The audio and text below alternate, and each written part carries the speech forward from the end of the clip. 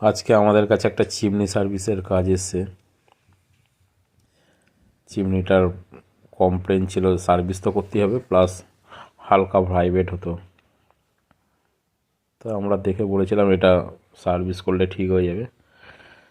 দেখো অয়েল ট্রেটায় যেরকম তেল ছিল, দেখেই বোঝা যাচ্ছিল যে চিমনিটা ভেতরে প্রচণ্ডভাবে তেল জমে আছে। তো এটা পুরো খুলে যদি না করি সম্ভব না এই তেল বার করা। তা কাজেই চিমনিটা আমরা পুরো খুলে নিলাম। দেখেছো অবস্থা, ভেতরটা তেলের গাঁত পুরো।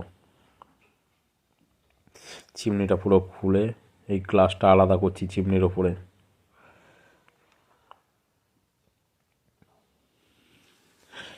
এটা বার করতে আমাদের একটু কষ্ট হয়েছিল। তোমরা যখন করবে খুব সাবধানে এটা করবে, একটু এদিক থেকে ওদিক হলে কাজটা ক্র্যাক হয়ে যেতে পারে। তা দেখো খুলে আমরা সব পার্ট বাই পার্ট করছি।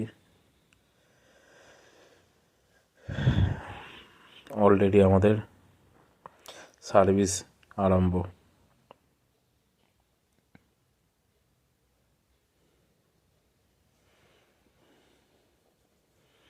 এত তেল কালি ছিল, এত তেল ছিল ধারণার বাইরে।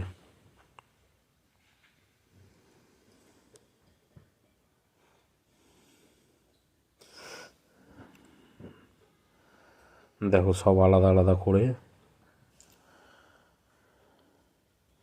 এবার ব্লোয়ারটা বার করব।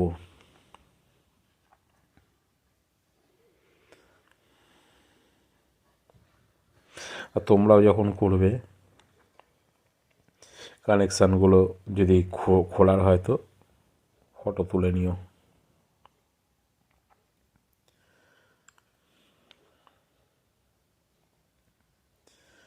আমরা তারপিন তেলও ইউজ করেছি, কিছু কেমিক্যালও ইউজ করি এগুলো পরিষ্কার করার জন্য। সবশেষে গরম জলে ধুয়ে ফিটিংস করি।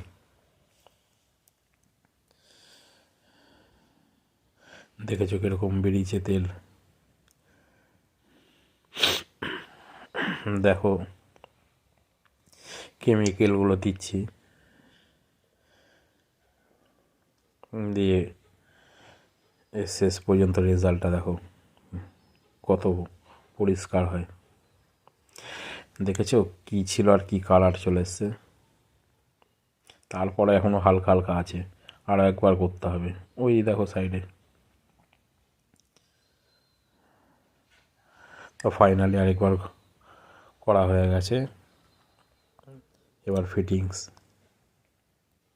কীরকম কালি জল বেরিয়েছে দেখেছো।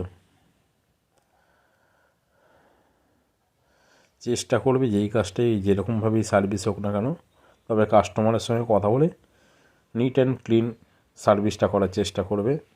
টাইম বেশি লাগুক, যাতে কাস্টমার মাইন্ড স্যাটিসফ্যাকশন ব্যাপারটা কাস্টমারের যাতে হয়। তোমাদের কাজ বলো বা আমাদের কাজ দেখে কাস্টমাররা যেরকম খুশি হয় তোমরাও এরকমভাবে করো। আমার কাজ কমপ্লিট। এবার